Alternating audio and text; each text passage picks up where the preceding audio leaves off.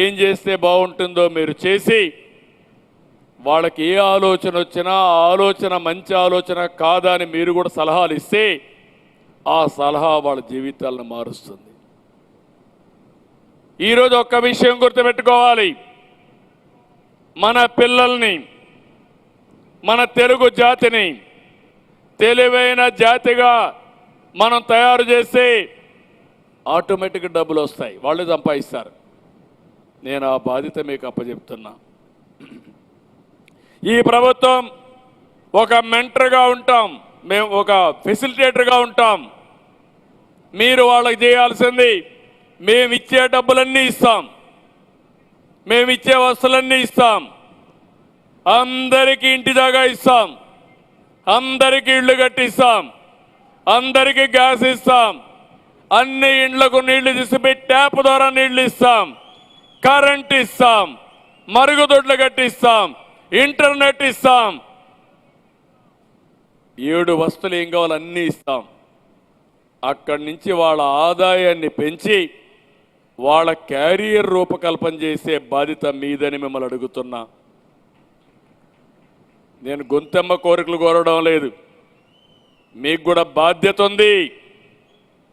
ఈ గౌరవం సమాజం ఇచ్చింది. నాకు 9 ఎన్నికల్లో ఓట్లేశారు, ఎవరికి రాని గౌరవం నాకు దక్కింది. తిరిగి ఈ సమాజం కోసం ఆలోచిస్తున్నా. అందుకని ఈ ఆలోచించి రాత్రి మగళ్ళు నాకు వచ్చిన ఆలోచన P4 తప్ప వేరే విధానం లేదు. ఇది రాబోయే రోజుల్లో ప్రపంచంలో ఎక్కడా చెయ్యలేదు. ఇది చేస్తే ఒక గేమ్ చేంజర్ అవుతుందనే ఉద్దేశంతో దీనికి వచ్చాను. ఒక హైటెక్ సిటీ కట్టినప్పుడు నేను వారాల తరబడి మేధావులు పిలిపించి చర్చలు చేసిన తర్వాత ఎల్ఎన్టీకి చెప్పి ఒక టవర్ కట్టాను. అది కూడా 14 నెలల్లో కట్టాను. 2 సంవత్సరాలు అడిగితే కాదన్నాను.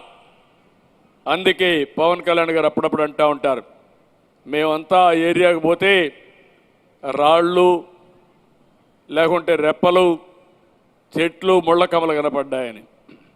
మొన్నే ఎల్ఎన్టీ శ్రీనివాసన్ గారు వచ్చి చెప్పంటున్నాడు, నేను అక్కడికి పోయినప్పుడు చూశాను, మీరు చెప్పింది విన్నాను, నేను అక్కడికి పోతే పాములు కనపడ్డాయి, ఇక్కడికి ఎవరు వస్తారు, అనవసరంగా బిల్డింగ్ కడుతున్నారు, నా ఉద్యోగం పోతుందని నేను భయపడ్డాననే పరిస్థితికి వచ్చారు.